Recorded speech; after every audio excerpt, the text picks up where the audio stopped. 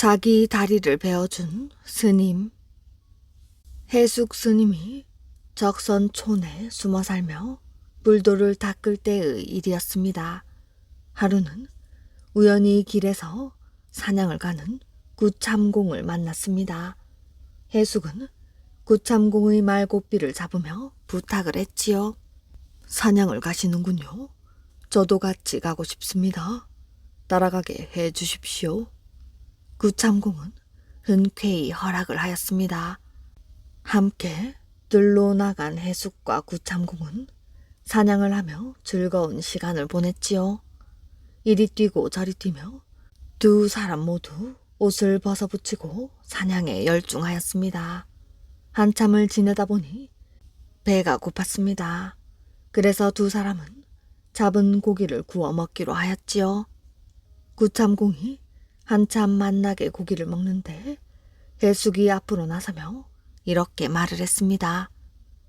지금 공께서 드시는 고기보다 더 맛있고 싱싱한 고기가 여기 있는데 좀 더 드시는 것이 어떻겠습니까? 구참공은 좋다고 하였지요. 그러자 해숙이 갑자기 품에서 칼을 꺼내어 들더니 자기의 다리살을 뭉청 베어 소반에 올려 구참공께 바쳤습니다. 살이 베어져 나간 해숙의 다리에는 붉은 피가 줄줄 흘러 바지를 붉게 물들었지요. 구참공이 너무 놀라 소리를 쳤습니다. 아니, 이게 무슨 짓이요? 그러자 해숙이 말을 했습니다. 저는 공을 매우 어진 사람이라고 생각하고 오늘 당신을 따라왔습니다. 그러나 공의 행동을 보니 당신은 오직 죽이는 것만을 즐기는 사람이더군요. 짐승을 죽여 자기 몸만 복량하니 당신을 어찌 어진 사람이나 군자라 할 수 있겠습니까? 해숙은 이렇게 말하고 나가버렸습니다. 구참공은 자신의 행동이 너무 부끄러워 고개를 들 수 없었지요. 해숙이 먹던 자리를 보니 소반의 고기가 하나도 없어지지 않은 채 그대로 있었습니다. 구참공은 조정에 돌아와 이 일을 임금께 아뢰었습니다. 진평왕은 감동을 하여 신하를 보내 해숙을 얼른 궁으로 모셔오게 하였지요.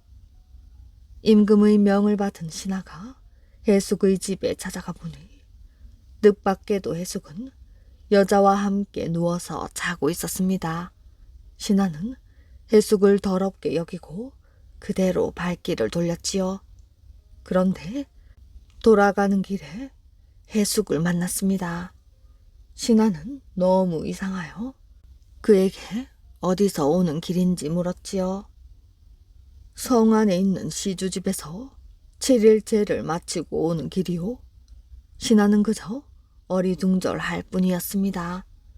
곧바로 궁에 들어가 해숙의 말을 아뢰었더니 왕은 시주집에 사람을 보내어 그 말이 사실인지 물어보았습니다.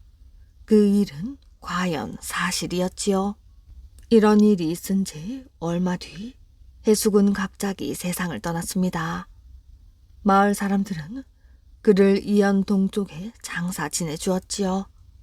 그때 마을 사람 하나가 이연 서쪽에서 오다가 길에서 해숙을 만났습니다. 그는 해숙에게 어디로 가는 길인지 물었지요. 해숙은 웃으며 이렇게 말했습니다. 이곳에 오랫동안 살았기에 이제 다른 지방으로 유람하러 갑니다. 두 사람은 서로 인사를 하고 헤어졌는데 반리쯤 가다가 보니 해숙이 구름을 타고 가는 것이 보였지요. 마을에 들어와 보니 해숙을 장사 지낸 사람들이 고개 동쪽에 아직 모여 있었습니다. 그는 사람들에게 자신이 오는 길에 해숙을 만났다고 이야기하였지요. 마을 사람들은 그럴 리가 있겠나며 그의 말을 의심하였습니다. 마을 사람들은 옥신각신하다가 결국 해숙의 무덤을 한번 파헤쳐 보기로 하였습니다.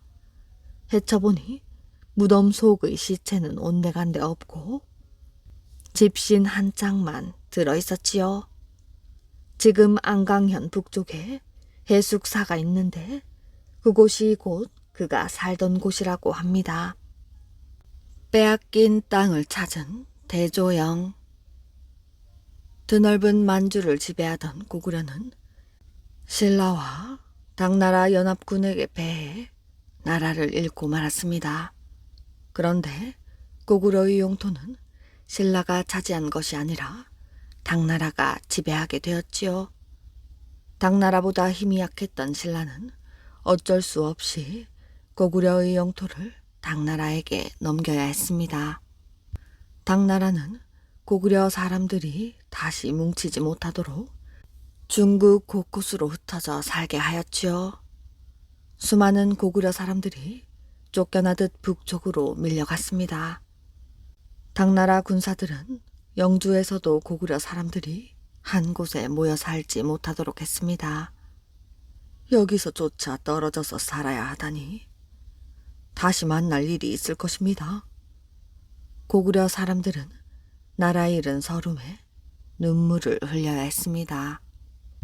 이 모습을 안타깝게 보고 있는 한 사람이 있었습니다. 바로 대조영이었지요. 대조영은 다시 뿔뿔이 흩어져야 하는 고구려 유민들을 보면서 솟구치는 분노를 참아야 했습니다. 네, 반드시 고구려를 되찾고 말 것이다. 대조영은 고구려 유민들의 힘을 모아 당나라에게 빼앗긴 나라를 찾겠다고 굳은 다짐을 했습니다. 그러던 어느 해 영주에 극심한 가뭄이 들었습니다. 들판에는 곡식이 모두 메말라 죽고 사람들은 먹을 것이 없어 나무 껍질을 벗겨 죽을 끓여 먹었지요. 대조영은 배고파하는 아이들을 보면서 더 이상 참을 수가 없었습니다. 대조영은 당나라 사람 조회를 찾아 관청으로 갔지요. 조회를 만나 가뭄이 들 때 나누어주는 구호 식량을 달라고 할 참이었습니다. 하지만 관청 입구에서 지키고 있는 군사들 때문에 들어갈 수가 없었지요. 뿐만 아니라 구호 식량이 떨어져 나누어 줄 수 없다는 말만 들을 수 있었습니다.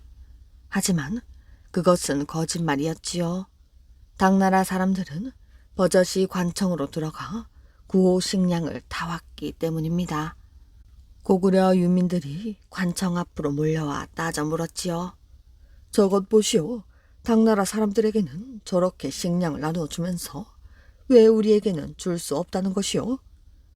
이 더러운 오랑캐들 같으니라고 너희들에게 줄 식량은 없어. 고구려 유민들은 기가 막히고 억울해서 그대로 물러설 수가 없었지요. 우리에게 세금으로 곡식을 거두어 가면서 이제 와서 줄 식량이 없다고? 그렇다면 우리 곡식을 거두어 가지 말아야 할 것이 아니냐? 우리가 너희들 배를 채워주려고 뼈 빠지게 일한 줄 아느냐?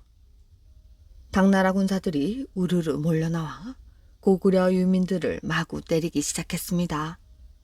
같은 동족이 맞는 것을 보면서도 대조영은 앞으로 나서지 못하고 뒤돌아서야 했지요.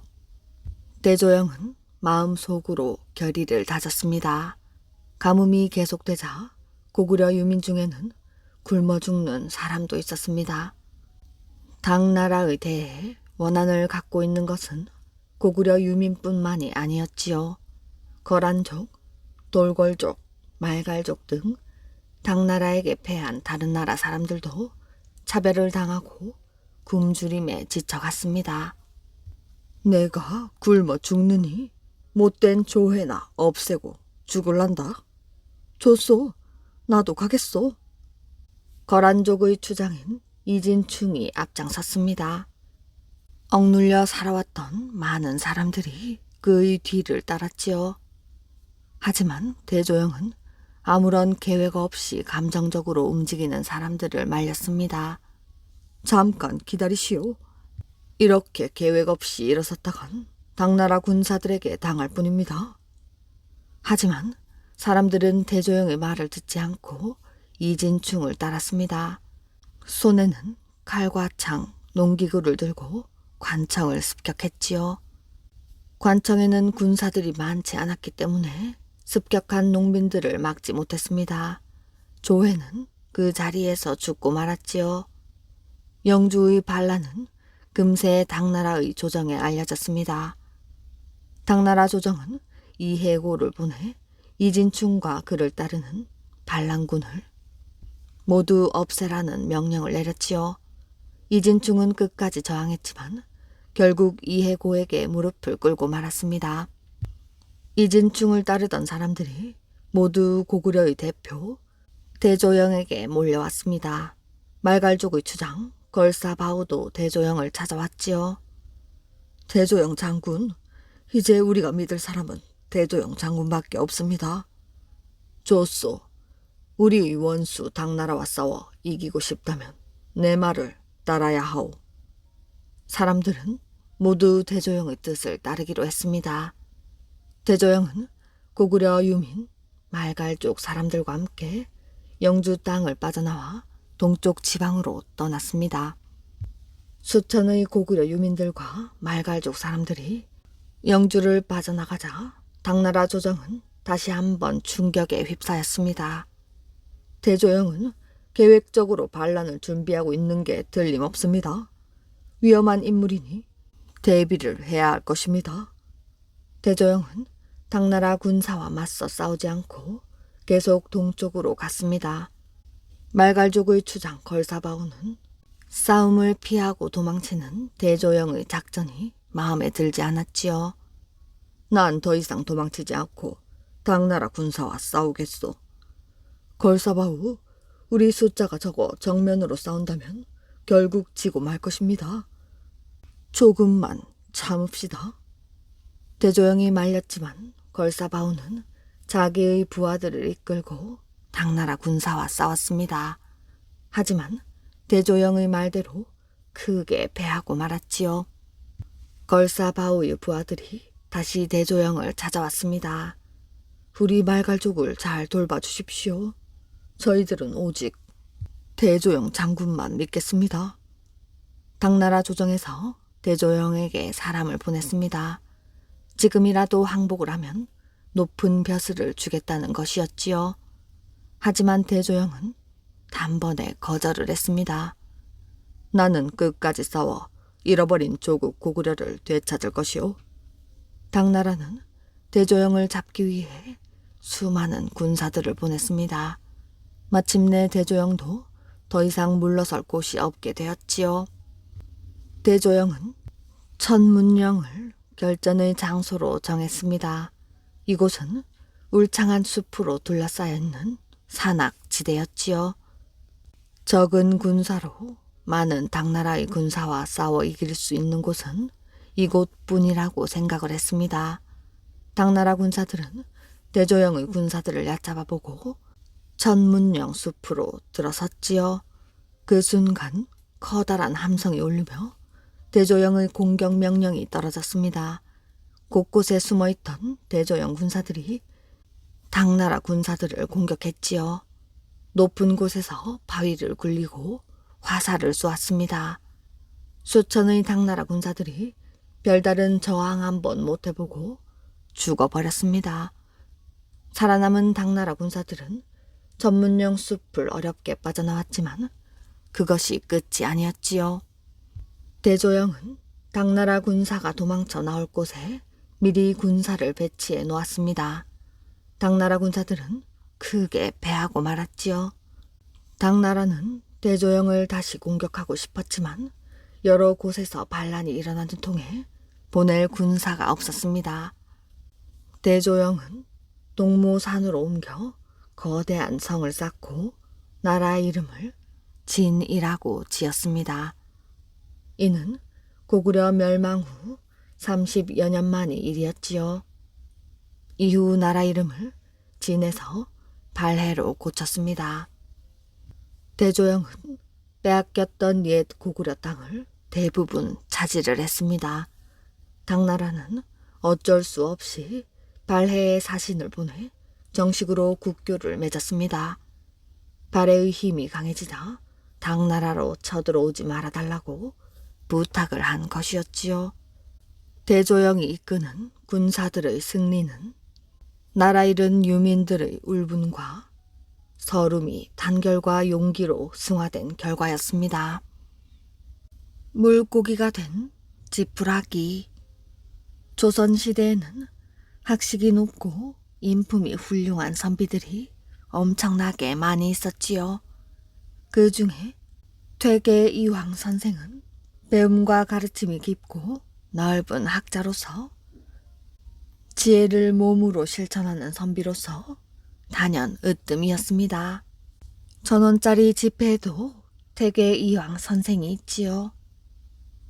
퇴계 선생은 적지 않은 시간 동안 춘천에 머물며 공부를 하였습니다. 하루는 퇴계 선생이 책을 보며 한참 동안 생각에 잠겨 있었지요. 마침 그 앞으로 집안에서 잔 심부름을 하는 하인 아이가 지나가고 있었습니다. 갑자기 퇴계 선생이 그 아이를 불러 세우더니 이렇게 말하였지요. 얘야, 어서 소염을 먹일 짚을 썰어 오너라. 그런데 퇴계 선생이 하인 아이에게 소염을 만들 짚을 썰어 오라고 말한 때에는 해가 쨍쨍한 대낮이었습니다. 하인 아이는 그런 때에 소염을 만들 짚을 썰어본 적이 한 번도 없었지요. 아이는 이상한 생각이 들었지만 공부도 많이 하고 아는 것도 많은 분인데 이런 때에 그런 일을 시키시는 이유가 있겠지 생각을 했습니다. 그래서 아이는 이마에 맺힌 땀을 닦으며 열심히 짚을 썰었습니다. 이 정도면 선생님도 만족해 하시겠지? 아이는 자신이 썰어놓은 짚이 수북하게 쌓인 것을 보면서 생각을 했습니다. 선생님, 말씀하신 짚을 준비해 놓았습니다. 이제 여물을 끓일까요? 소 여물에 쓸 짚을 준비하라고 했으니 이제는 솥에 물과 짚을 넣고 끓여야겠다는 생각을 했습니다. 그런데 선생은 한동안 수북하게 쌓인 짚 더미를 바라보더니 이렇게 말을 했습니다. 아니다. 그 짚을 저기 앞에 보이는 시내에 버리고 오거라. 아니, 이게 무슨 소리야? 땀을 뻘뻘 흘리면서 여태껏 썰어놓은 짚을 시내에 버리고 오라니. 그렇게 시내에 버릴 짚이라면 왜 썰게 하신 것이야? 아이는 속으로 이런저런 생각을 하다가 선생에게 말을 했습니다. 선생님, 이걸 모조리 저 시내에 버리라고쇼? 뭔 소리인지 쇠뇌는 도무지 알아먹을 수가 없습니다. 선생의 표정에는 전혀 변화가 없었습니다. 그리고 다시 말을 했습니다. 그래, 저 시내에 모조리 내다버리고 오너라. 다시 한번 선생이 그렇게 말하는데 이제는 별 도리가 없었지요. 아이는 수북하게 쌓여있는 짚더미를 바라보며 이런 생각을 했습니다. 이 짚을 시내에 버리면 시냇물이 아주 맑고 깨끗해져서 그 물로 농사를 짓고 소에게 먹이면 농사도 잘 되고 소도 힘이 세지고 그렇게 되는 게 아닐까? 이렇게 한참 동안 생각에 잠겨 있는데 어느새 선생은 손수 짚을 삼태기에 담아 시냇가로 향했습니다. 아니 선생님, 제가 해야 할 일을 어찌 하십니까? 하지만 선생은 아무런 대꾸도 없이 그저 시냇가로 향했지요. 시냇가로 간 선생은 짚을 한 움큼씩 손에 쥐고 시냇물에 천천히 뿌렸습니다. 마치 주문처럼 들리는 소리를 내면서 말이지요. 허이, 허이. 아이는 그저 선생이 하는 걸 보고 있을 수밖에 없었습니다. 그런데 선생이 손수 뿌린 짚이 하나둘 푸른 빛의 물고기로 변하는 것이었습니다. 아이는 눈을 비비고 다시 보았지요. 선생의 손에 빠져 시내로 떨어진 짚은 그 순간 푸른빛의 물고기로 변하였습니다. 아주 놀랄 일이었지요. 한참 그렇게 요술 같은 일을 지켜보다가 조금 정신을 차린 아이는 선생님께 물어보았습니다. 선생님, 이게 대체 무슨 조화입니까? 선생은 아무런 대꾸도 없이 마지막 남은 지푸라기까지 다 시내에 흘려버렸습니다. 물론 그것마저도 푸른빛의 물고기로 변하였지요. 선생은 세차게 물길을 헤치며 나아가는 물고기들을 말없이 바라만 보았습니다. 그 푸른빛의 물고기를 공치라고 불렀습니다. 사람들은 그곳을 공치가 생겨난 곳, 공치가 난 곳, 공치가 난 시내 이렇게 불렀지요. 지금의 공지천이라는 지명은 그런 이야기에서 생겨났다고 합니다. 신라를 지키는 용. 서라벌 동북쪽에 있는 금악산 기슭에 동천사라는 큰 절이 있었습니다.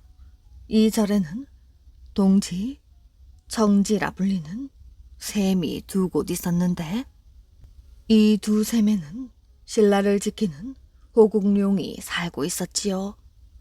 또 호국룡이 살고 있는 샘으로 분황사의 팔각 우물이 있었습니다. 당나라 왕은 이 세 우물 속에 호국룡이 살고 있는 한 신라가 고분고분 복종하지 않을 것을 염려하여 사신을 신라에 보내어 신라 사람들 몰래 새 우물의 용을 잡아오라 명령하였지요. 원성왕 11년 여름 당나라의 사신이 왔습니다. 그는 볼일을 다 보았는데도 얼른 돌아가지 않고 한 달이나 더 머물렀지요. 그러면서 가끔 절에 참배한다는 핑계로 동천사나 분황사에 드나들었지요. 그런데 한 달이 지난 어느 날 당나라 사신은 불시의 행장을 꾸려가지고 본국으로 돌아간다고 하며 허겁지겁 떠났습니다.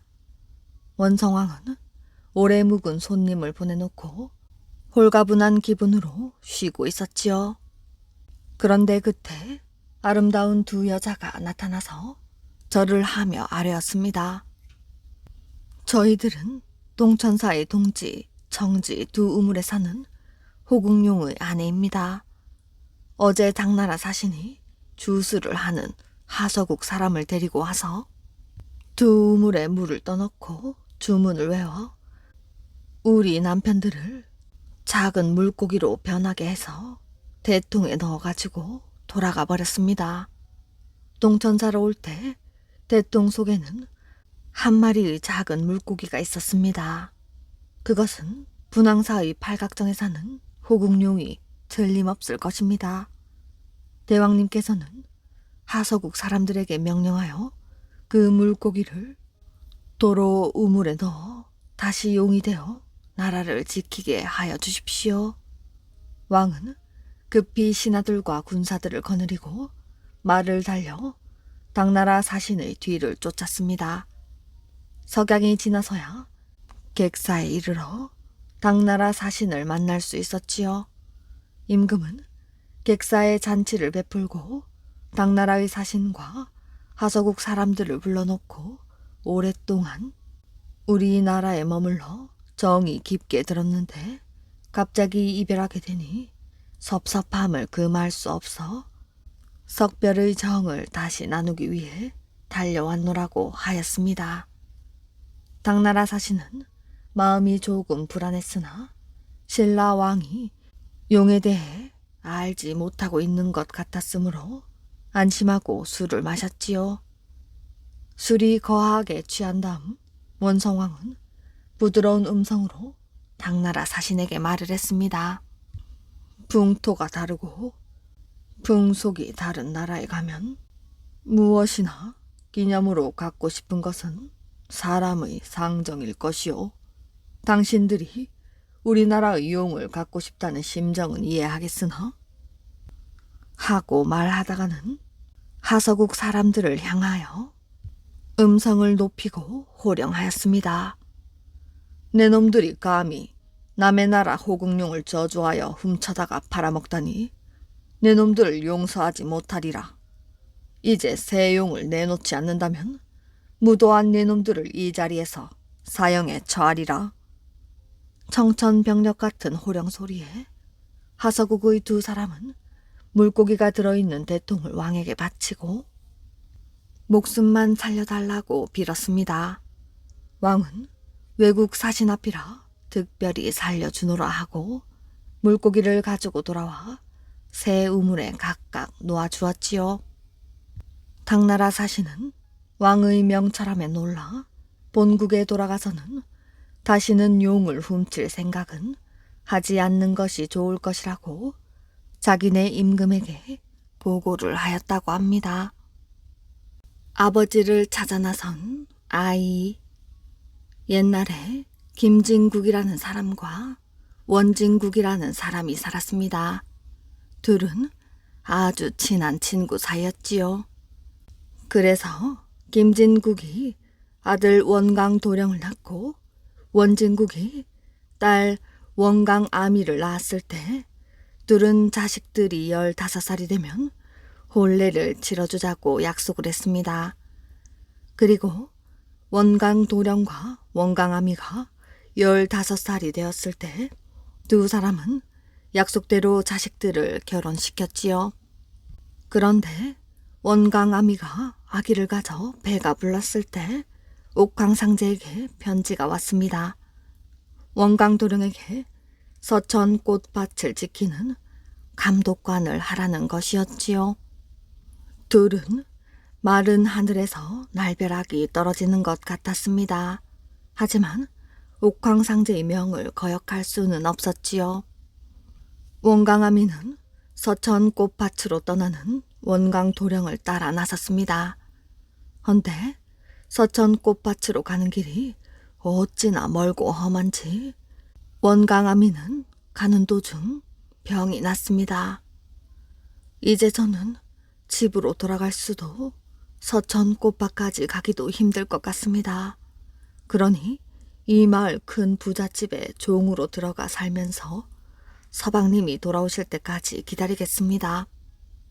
원강아미가 울면서 말을 했습니다. 그러자 원강도령도 눈물을 흘렸지요. 아기를 가진 몸으로 그 힘든 종생활을 어찌한단 말이오. 그러나 달리 방법이 없으니 그렇게라도 몸을 보존하고 계시오. 그러면서 원강도령은 원강아미에게 잠실 한 꾸러미와 빛 한 짝을 주었습니다. 이것은 나의 증표요. 딸을 낳거든 한락덕이라고 하고 아들을 낳거든 한락궁이라 하시오. 그러고는 원강도령은 서천 꽃밭으로 떠났습니다. 원강아미는 그 마을의 가장 큰 부자인 김장자네에서 종살이를 했지요. 그런데 원강아미한테 한눈에 반한 김장자는 원강아미에게 자신과 결혼을 해달라고 졸랐습니다. 그러고는 밤이고 낮이고 쫓아다니며 원강아미를 들들 볶았지요. 제게는 남편이 있습니다. 서천 꽃밭의 감독관으로 간 사람이 언제 돌아오겠소? 그러니 나와 결혼해 주시오. 김장자는 끈질기게 매달렸지요. 결국 시달림에 지친 원강아미가 김장자에게 약속을 했습니다. 지금 뱃속에 있는 아이가 태어나 긴 장대를 메고 나가 밭을 갈 때가 되면 그때 결혼을 해드리겠어요.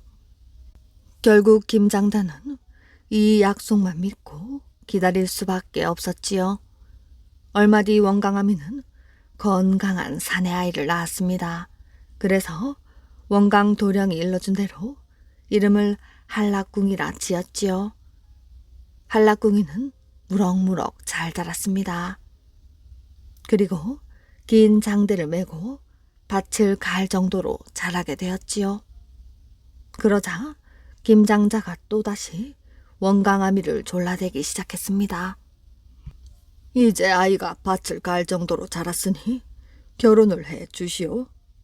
하지만 원강아미는 남편이 살아있는 한 절대로 결혼할 수 없다고 버텼습니다. 그러자 화가 난 김장단은 한라궁이를 못살게 굴었지요. 낮에는 나무 50발이, 밤이면 새끼 50발을 꼭 애습니다. 헌데 한라궁이는 힘든 내색도 없이 시키는 일을 척척 잘 해냈지요. 나무 한 바리를 해놓으면 50바리로 늘어나고 새끼 한 발을 꼬면 50발로 늘어났습니다. 그런데 어느 날 나무를 하러 산속에 들어간 한라궁이를 바둑을 두던 새 신선이 불러 말을 했습니다. 오늘 흰 사슴을 볼 터이니 집에 끌고 가서 메어 두거라. 그런 뒤 사슴이 도망가거든 사슴을 찾는다고 집을 나와서 아버지에게 가거라. 한라궁이는 그러겠다고 대답을 하고 나무를 하러 갔습니다. 그런데 집으로 돌아오는 길에 흰 사슴이 정말 눈앞에 떡 나타난 것이지요. 그래서 한라궁이는 흰 사슴을 끌고 집으로 돌아갔습니다. 내 평생 이토록 아름다운 사슴은 처음 본다. 김장자는 사슴을 이리 보고 저리 보며 좋아했습니다. 그런데 그날 저녁 사슴이 도망을 쳤습니다. 김장자는 불같이 화를 내며 당장 흰 사슴을 잡아오라고 한라궁이를 내몰았습니다. 한라궁이는 어머니 원강아미에게 아버지가 있는 곳을 물었지요. 그러고는 곧 아버지를 찾아 길을 떠났습니다. 한라궁이는 걷고 또 걸었습니다. 밤이고 낮이고 발가락이 부르트도록 걸었지요. 그렇게 한참 가다 보니 헌 집을 고치는 곳이 있었습니다. 그 집에 가서 물어보았지요. 서천 꽃밭을 가는 길을 좀 알려주십시오. 우리와 함께 3년을 일하면 가르쳐 주겠소. 그 집 사람들이 말해 한라궁이는 3년 동안 일을 했습니다. 가다 보면 얕은 물, 깊은 물이 나올 터이니 그 물을 건너가시오. 3년이 지나자 그 집 사람들이 말을 했습니다.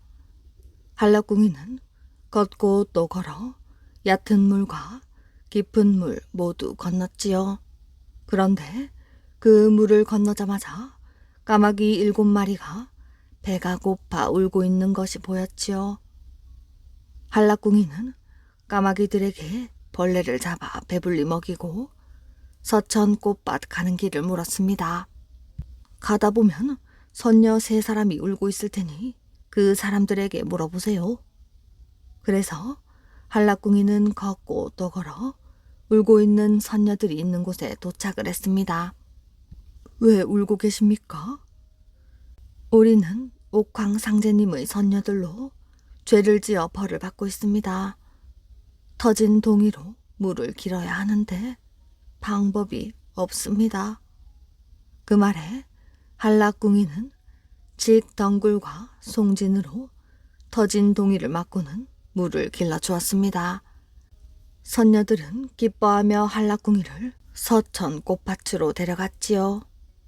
잠시 계시면 곧 감독관님이 오실 것입니다. 잠시 뒤 서천 꽃밭의 꽃 감독관이 된 원강도령이 달려나왔습니다. 네가 내 자식이라면 증표가 있을 것이다. 원강도령의 말에 한라궁이는 빛과 잠시를 내보였습니다. 그제서야 아들임이 분명하다는 것을 안 원강도령이 물었지요. 오면서 무엇을 보았는지 말해보거라. 한라궁이는 오면서 보았던 것을 모두 이야기했습니다. 얕은 물과 깊은 물은 모두 너희 어머니가 죽어서 흘린 눈물이다. 김장자가 결국은 내 어머니를 죽였나 보구나. 아버지의 말에 한라궁이가 슬퍼하며 말을 했습니다. 이곳에 사람을 죽이고 살리는 꽃, 웃음꽃, 싸움꽃 등이 있다고 들었습니다. 그 꽃들을 주시면 제가 어머니 원수를 갚고 오겠습니다. 한락궁이는 아버지 원강도령이 꺾어준 꽃을 들고 다시 김장자의 집으로 돌아갔습니다. 흰 사슴을 잡으러 갔다가 서천 꽃밭까지 가게 되었습니다. 그곳에 가보니 한 번 보면 1000년을 살고 두 번을 보면 2000년을 사는 꽃이 있기에 꺾어 왔습니다. 그 말에 김장자는 얼씨구나 하며 딸들을 모두 불러 모았습니다. 딸들이 모두 모이자 한락궁이는 웃음꽃을 내놓았지요.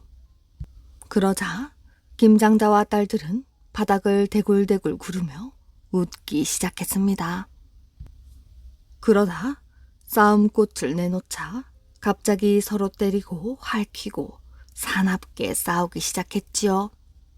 한락궁이는 마지막으로 서로 죽이는 꽃을 내놓았습니다. 그러자 김장자와 딸들은 서로가 서로를 모두 죽였지요. 한락궁이는 어머니의 시체가 있는 청대밭으로 달려갔습니다. 그러고는 시체를 조심스럽게 파내었지요. 잠시 뒤 한락궁이는 어머니 시체에 사람 살리는 꽃을 올려놓았습니다. 그러자 뼈 마디마디가 다시 붓고 살이 오르고 생기가 돌기 시작했지요. 한락궁이는 옥황상제에게 기도를 올린 뒤 나무 회초리로 시체를 3번 쳤습니다. 그러자 원강아미가 숨을 토하며 다시 살아났지요. 한락궁이와 원강아미는 기뻐하며 원강도령이 있는 서천 꽃밭으로 갔습니다. 기특하고 대견하구나 내 아들아. 원강도령이 기뻐하며 마중을 나왔습니다. 당신은 그동안 얼마나 고생이 많았소. 이제는 이곳에서 오순도순 행복하게 삽시다. 그 뒤로 원강도령은 아들 한락궁이에게 꽃 감독관 자리를 물려주고 서천 꽃밭의 대왕이 되었습니다. 죽었다 살아난 원강아미도 아들과 남편 곁에서 오래오래 행복하게 잘 살았다고 합니다. 소별왕과 대별왕. 옛날 옛적 천지왕이 옥황상제로 세상을 다스릴 때 일이었습니다. 그때는 해도 2개, 달도 2개였지요. 그러니 낮에는 사람들이 뜨거워 못 살고 밤에는 또 추워서 못 살았습니다. 그러던 어느 날 천지왕이 잠을 자는데 해도 하나 삼키고 달도 하나 삼키는 꿈을 꾸었습니다. 이 꿈은 분명히 태몽이렸다. 해도 삼키고 달도 하나 삼킨 걸 보면 분명 내 자식이 지금 인간들이 겪고 있는 고난을 풀어줄 것이 분명하다. 이렇게 생각한 천지왕은 세상에 내려와 평소 마음에 품고 있던 지국성의 총맹부인과 결혼을 했습니다. 그런 뒤 다시 하늘로 올라가며 총맹부인에게 말을 했지요. 분명 아들 형제를 낳을 것이니 큰아들은 대별왕이라고 작은 아들은 소별왕이라고 이름 지으시오.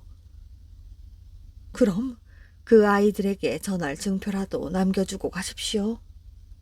총맹부인의 말에 천지왕은 얼레빗 한쪽과 박씨 2알을 꺼내주었습니다. 나를 찾아오려거든 정월 초에 이래 이 박씨를 심으라 하시오. 그 말을 남기고 천지왕은 다시 하늘나라로 돌아갔습니다. 그 뒤 총맹부인은 천지왕의 말대로 아들 쌍둥이를 낳았지요.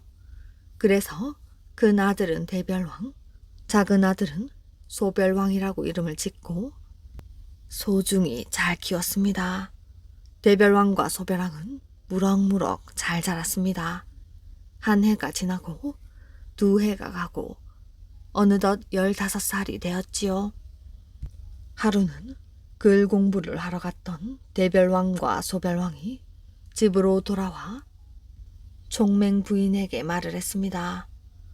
사람들이 우리 보고 아비 없는 자식이라 놀립니다. 하지만 세상에 아버지 없이 태어나는 자식이 어디 있겠습니까? 어머니, 저의 아버지는 누구입니까? 그 말에 종맹 부인이 말을 했습니다. 너희 아버지는 하늘나라를 다스리는 옥황상대 천지왕이시다. 하늘나라를 오래 비울 수 없사 떠나셨으나 너희를 위해 떠나실 때 주신 증표가 있다.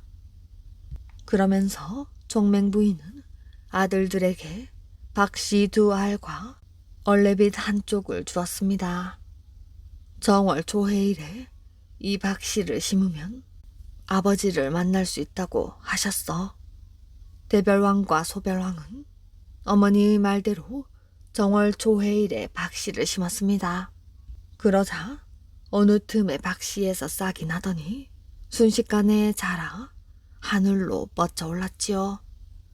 대별왕과 소별왕은 박씨에서 자란 가지를 하나씩 밟고 하늘로 올라갔습니다.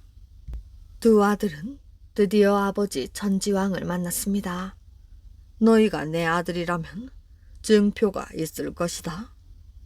천지왕의 말에 대별왕이 얼레빗을 내보였습니다. 그러자 천지왕이 2아들을 꼭 끌어안으며 말을 했지요. 잘 왔다 내 아들들아. 그동안 잘 지낸 것이냐? 너희 어머니도 잘 계시고? 그러자 소별왕이 말을 했습니다. 어머니는 잘 계시나? 사람들이 낮에는 2개의 해에 타 죽고 밤이면 2개의 달빛에 얼어 죽습니다. 내가 너희에게 천근무새 화살과 활을 내어줄 테니 달 1개와 해 1개를 쏘아 없애거라. 대별왕과 소별왕은 천지왕이 준 활과 화살을 들고 궁전 마당 앞에 섰습니다. 먼저 대별왕이 이글거리는 해를 향해 화살을 겨누었지요. 화살이 바람을 가르는 소리가 들리자마자 하늘 높은 곳에서 해 1개가 떨어졌습니다. 잘했다 내 아들. 천지왕이 기뻐 소리를 쳤습니다. 밤이 되어 달 2개가 떠오르자 소별왕이 화살을 들고 궁전 마당에 섰습니다. 그러고는 정확하게 달 1개를 쏘아 맞췄지요. 그러자 하늘 꼭대기에서 차가운 빛을 뿜던 달이 땅으로 곤두박질을 쳤습니다. 잘했다 내 아들들. 이제 세상 사람들이 고통을 해결해 주었으니 너희가 앞으로 해야 할 일을 정하자꾸나. 이승의 법과 저승의 법을 만들어 다스려야 하니 누가 이승을 맡고 누가 저승을 맡을지 너희가 알아서 정하거라. 형님, 제가 이승의 법을 만들어 다스리겠습니다. 그러자 대별왕이 펄쩍 뛰며 말을 했습니다. 무슨 소리냐? 이승의 법은 큰형인 내가 만들어 다스리겠다. 대별왕과 소별왕은 서로 이승을 다스리겠다고 우겼습니다. 그러다 소별왕이 대별왕에게 말했지요. 그럼 형님, 수수께끼를 내어 이기는 사람이 이승의 법을 만들어 다스리기로 하는 것이 어떻겠습니까? 좋다 아우야. 그럼 내가 수수께끼를 내겠다. 대별왕이 먼저 문제를 냈습니다. 아우야, 어떤 나무가 평생 이파리가 지지 않느냐? 형님, 나무가 짧은 것은 평생 이파리가 지지 않고 속이 빈 나무는 이파리가 집니다. 소별왕이 대답을 했습니다. 그러자 대별왕이 웃으며 말했지요. 틀렸다. 갈대는 마디마디가 다 비어 있어도 이파리가 지지 않는 것을 모르는구나. 대별왕의 말에 소별왕은 무릎을 치며 말했습니다. 형님, 수수께끼 말고 다른 걸로 합시다. 꽃을 심어 잘 자라게 한 사람이 이승의 법을 만드는 것이 어떻겠습니까? 아무렴 어떠냐? 네가 좋은 걸로 하려무나? 대별왕과 소별왕은 은동이, 노동이, 나무동이에 꽃씨를 심었습니다. 그런데 이상하게도 대별왕의 동이에는 동이마다 꽃들이 활짝 피어나는데 소별왕의 동이에는 동이마다 꽃들이 시들시들 시들었습니다. 아우야, 이번에도 네가 졌구나. 그럼 이승의 법은 내가 만들어 다스리겠다. 그러자 소별왕이 투덜거렸습니다. 형님, 무슨 내기든 3번은 해야지요. 한 번만 더 합시다. 그러면서 소별왕은 내일 아침까지 꽃을 더 많이 피운 사람이 이승의 법을 만드는 게 어떻겠냐고 물었습니다. 네가 좋을 대로 하거라. 대신 이번이 정말 마지막이다. 그런 뒤 대별왕은 쿨쿨 잠이 들었습니다.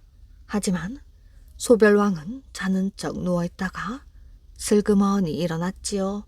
그러고는 대별왕의 꽃과 자기 꽃을 바꿔치기 했습니다. 어느덧 아침해가 밝자 밤새 자는 둥 마는 둥 꽃을 지키던 소별왕이 대별왕을 깨웠습니다. 형님, 일어나세요. 해가 벌써 하늘 꼭대기에 걸렸습니다. 소별왕의 소리에 대별왕이 일어났습니다. 그러다 대별왕은 자기 꽃이 모두 시들어 있는 것을 보고는 깜짝 놀랐지요. 아니, 지난밤에 그토록 싱싱하던 꽃이 밤새 왜 이렇게 시들었을까? 꽃들을 살피던 대별왕은 소별왕이 꽃을 바꿔놓은 것을 알아차렸습니다. 아우야, 이번이 마지막이라던 내 말을 지키겠다. 네가 이승의 법을 만들어 다스리거라. 하지만 너희 거짓 때문에 이승에는 온갖 나쁜 일들이 행해질 것이다. 질투와 탐욕과 거짓이 넘칠 것이고 사람들은 남의 것을 탐하고 그것을 뺏기 위해 온갖 나쁜 짓도 서슴지 않을 것이다. 대별왕이 말을 했습니다. 그 말에 소별왕은 얼굴이 빨개졌지요. 그럼 나는 가겠다. 부디 이승을 잘 다스리거라. 그 말을 끝으로 대별왕은 저승으로 갔습니다. 그 뒤 누구에게도 공평하고 반듯한 저승의 법을 만들어 잘 다스렸다고 합니다. 감투를 쓴 게으름뱅이. 아주 옛날 게으름뱅이 사내가 살았습니다. 일은 안 하고 빈둥거리며 놀기만 했지요. 여보, 집에 쌀독이 텅 비었어요. 장에 내다 팔 나무라도 좀 해오세요. 사내는 아내에게 등을 떠밀려 지게를 지고 산에 올랐습니다. 아유, 귀찮아. 힘 안 들이고 편히 먹고 살 순 없나?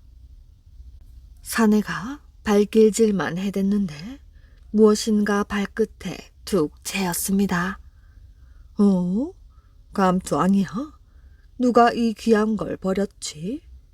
사내는 감투를 머리에 쓰고 설렁설렁 놀다가 건성건성 나무를 해가지고 집으로 돌아왔습니다. 문 앞에서는 아내가 이제나 저제나 사내를 기다리고 있었지요. 사내는 아내에게 감투를 자랑하고 싶었습니다. 여보, 나 좀 봐. 감투를 쓰니 어때 보여? 아유, 깜짝이야. 어디에 숨어 있어요? 장난치지 말고 얼른 나와요. 사내가 코앞에 서 있는데 아내는 두리번 거리며 엉뚱한 소리를 했습니다. 사내는 감투를 써서 몰라보나 싶어 감투를 벗었습니다. 아유, 깜짝이야. 언제 코앞까지 왔어요? 그럼 내가 안 보였단 말이야? 사내는 혹시나 해서 다시 감투를 써보았습니다. 내가 귀신한테 홀렸나? 그새 또 어딜 갔대? 멀뚱거리는 아내를 보고 사내는 그 감투가 보통 감투가 아니라는 것을 알았습니다. 쓰면 안 보이는 도깨비 감투였지요. 다음 날 집을 나선 사내는 담 모퉁이를 돌아서자마자 감춰온 감투를 얼른 꺼내 썼지요. 이 감투가 있으니 이제 일할 필요가 없지. 게으름뱅이 사내는 장터로 향했습니다. 고깃간에서 고기를 잘라도 못 알아보네. 가만히 해서 쌀을 푹푹 퍼가도 나를 못 알아보는군. 생선은 몇 마리나 가져갈까? 먹을 것이 가득한 자루를 보니 사내는 좋아서 입이 다물어지지 않았습니다. 세상에 이렇게 쉬운 일이 어디 있나? 이제 무얼 슬쩍 해볼까? 감 나가는 비단이 좋겠다. 사내는 비단 장수가 쌓아놓은 비단 중에 어떤 것을 가져갈까 요리조리 살펴보았습니다.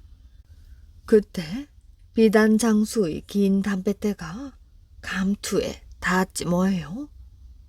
아, 뜨거워. 저 비단 장수가 사람을 잡네. 사내는 하는 수 없이 가게를 나왔습니다. 집에 돌아온 사내는 아내 앞에서 장터에서 온종일 훔친 물건들을 몽땅 꺼내놓았지요. 아니 여보, 이게 다 뭐예요? 내가 산에서 아주 귀한 약초를 캤지 뭐요. 그걸 팔아서 산 것이라오. 사내는 천년덕스럽게 거짓말을 했습니다. 그나저나 감투도 하나 샀는데 그만 담뱃불에 데우고 말았소. 당신이 이 구멍을 좀 끼워 죽으려. 난 그만 자리다. 알았어요. 예쁘게 빨간 헝겊으로 끼워 놓을게요. 다음 날 사내는 감투를 쓰고 또다시 장터로 향했습니다. 그런데 사람들이 자기를 보고 수군거리는 것을 까맣게 모르고 있었지요. 저 빨간 헝겊 보여? 빨간 헝겊이 둥둥 떠다니는군.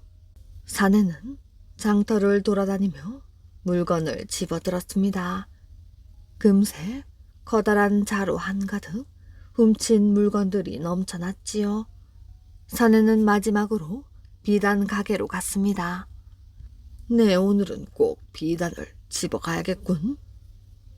사내는 비단 가게 안에서 제일 마음에 드는 비단 한 필을 골라 덥석 안았습니다. 그때 갑자기 우당탕 소리가 나더니 사람들이 몽둥이를 들고 들이닥쳤습니다. 이 도둑놈 꼼짝 말거라. 빨간 헝겊이 저 혼자 살아 움직일 리는 없고 네 놈은 분명 도깨비가 분명하렸다. 어디 맛 좀 봐라. 사람들은 몽둥이로 사내를 마구 때리기 시작했습니다. 아이고 나 죽네. 나 죽어. 난 도깨비가 아니라 사람이라고요. 사내가 소리치며 감투를 벗었습니다. 이놈의 도깨비가 이제 사람 흉내까지 하네. 사람들은 사내를 때리고 또 때렸습니다. 사내는 죽지 않을 만큼 흠씬 두들겨 맞았지요. 도둑질한 것을 몽땅 돌려주고 나서야 겨우겨우 풀려날 수 있었습니다.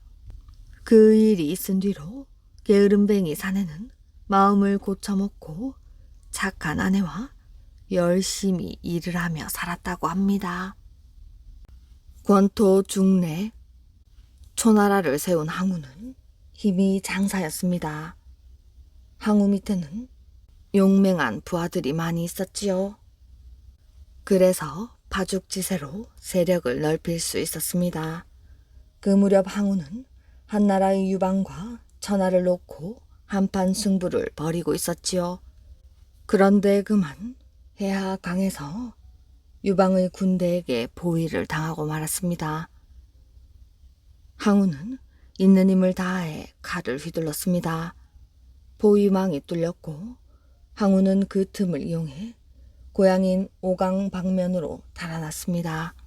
그러나 이때 그와 함께 포위망을 뚫고 도망쳐 나온 그의 부하는 겨우 28명 뿐이었지요. 더구나 뒤에서는 유방의 군대가 결사적으로 추격해오는 절박한 상황이었습니다. 항우가 오강에 도착을 하자 오강의 군수가 배를 대며 말을 했습니다. 강을 건너면 목숨을 구할 수 있습니다. 목숨을 구해야 훗날을 기약할 수 있습니다. 하늘이 나를 망하게 하였는데 강을 건넌들 무슨 소용이오? 더구나 혼자 살아.